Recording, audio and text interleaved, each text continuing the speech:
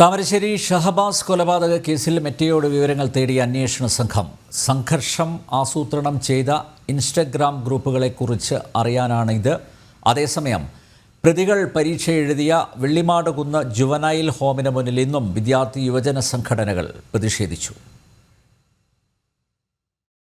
Audio സന്ദേശങ്ങളുടെ ഉറവിടവും അക്കൗണ്ടുകൾ വ്യാജമാണോ എന്നും അറിയിക്കണമെന്നാണ് പോലീസ് ഫേസ്ബുക്കിന്റെയും ഇൻസ്റ്റാഗ്രാമിന്റെയും മാതൃസ്ഥാപനമായ മെറ്റയോട് ആവശ്യപ്പെട്ടിരിക്കുന്നത്.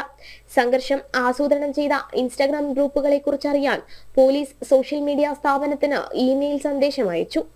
കൃത്യമായ ആസൂത്രണം സംഘർഷത്തിനും കൊലപാതകത്തിനും പിന്നിലുണ്ടെന്ന അന്വേഷണ സംഘം കണ്ടെത്തിയിരുന്നു.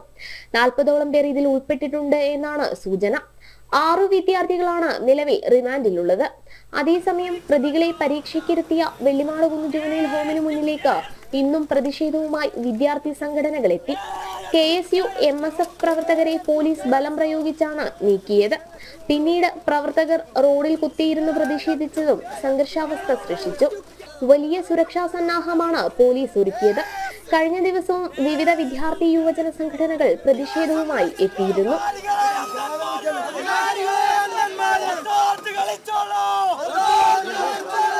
ജനം, കോഴിക്കോട്.